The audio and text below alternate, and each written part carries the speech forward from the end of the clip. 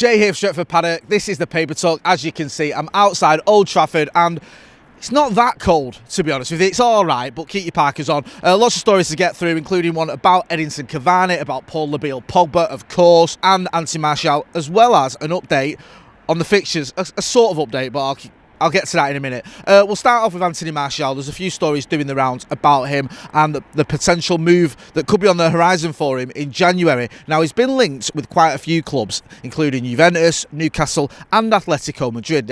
Now the Atletico Madrid rumour or story or report, whatever you want to call it, that came about last week. Now, Jonathan Schrager, who we had on the channel, who's very reliable, he said that, this was, I think, end of last week, he said that according to his sources, that Atletico Madrid were not in for Anthony Martial. But one club that looks like they are in for him is Newcastle United. Now, Newcastle United, it was reported, were looking to buy him, looking to sign him as a sort of a permanent transfer. However, there are reports now that could be a loan move, that maybe there's a loan move on the cards in January that would see Anthony Martial join Newcastle as part of the new billionaire revolution, or whatever you want to call it, under Eddie Howe. We expect them to go big in the transfer market. They're obviously right now near the bottom of the table. They are one of the richest, if not the richest clubs in the world, which sounds absolutely bizarre to say, but it's true after the recent takeover. So Anthony Martial could be a target for them. And there's another story about Anthony Martial as well doing the rounds this morning, and that's that when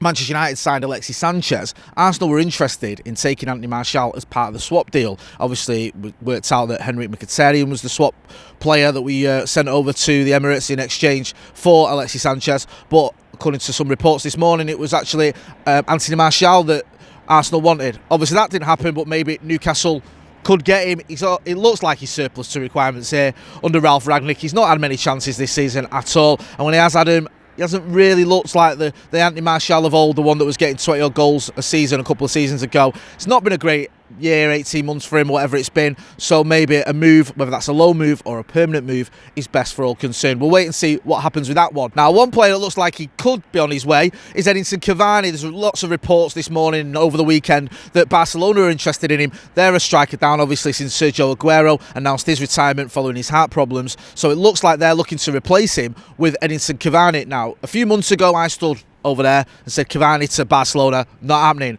But since then, we've signed Cristiano Ronaldo. Edinson Cavani hasn't played a lot of football for Manchester United, so it looks like that move kind of makes sense. It will be disappointing. We all love Edinson Cavani, El Matador. He's got two with the best chance around. He's also a bit of a cult hero here because of the way he plays, the goals he scores, the fact he always gives his all. But as one man once said, I think it was Ronaldo Brown who said it, although he's probably just repeated it from where he heard it before, the best ability is availability, and Edinson Cavani hasn't been available a lot of the time. At one point he missed 9 out of 10 fixtures or games last season. This season he's only played a handful of games, so maybe a move to Barcelona would be best all round, and it pains me to say that because I do love Edinson Cavani. We'll wait and see what happens with that. The talk is that he could go over there for around £3 million or something like that. He's out of contract in the summer. He's a 34-year-old. I don't think Manchester United are going to want a lot for him. I think if he is allowed to move, it'll be more a case of getting him off the books with his wages. So we'll wait and see what happens with that one. But it'll be sad to see him go because we all love a bit of Edinson Cavani, don't we? Another story. What would stories be, or the Paper Talk be, without a Paul Pogba story? And we've got one. And it's kind of a non-story, which is a bit weird to say, innit? I've got a story and it's a non-story. But this is just a saga that's ongoing. It's been going on since 2011, really, hasn't it? To be honest with you, when he first went to Juventus. There's been talk in Italy that he could be going back to Juve, could be going back to Italy, that Ralph Rangnick doesn't fancy him, doesn't want to give him a new deal. We'll have to wait and see what happens with that one. Paul Pogba obviously can sign a new deal with someone else in January.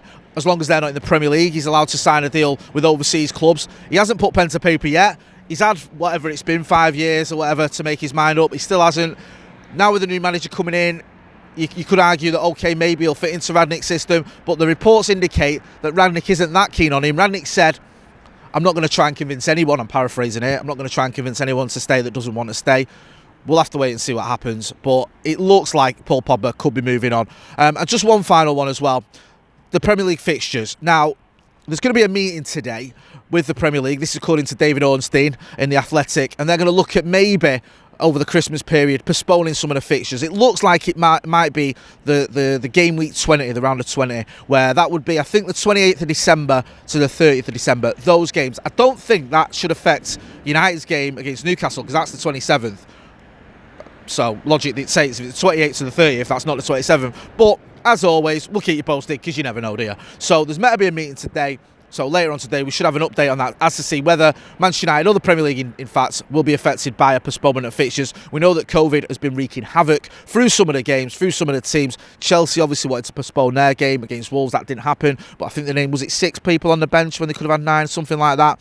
Jurgen Klopp's been speaking out about it as well. We've seen other clubs and other managers sort of speaking about it, and other clubs and teams having to postpone matches. So we'll see what happens with that one. A meeting scheduled for today, and we'll keep you posted. If you're not doing, make sure you subscribe to the channel. Let's get to 700,000 subscribers by the end of the season. With your help, we can do it. And also check out the 12 Days of Paddock, where on our members section, not only do you get extra content, but you can also win a host of prizes, including a PlayStation 5, which the kids tell me is pretty good. So make sure you check that out. I've been Jay Motti. This has been the Paper Talk outside on Old Trafford, which is actually getting a bit colder.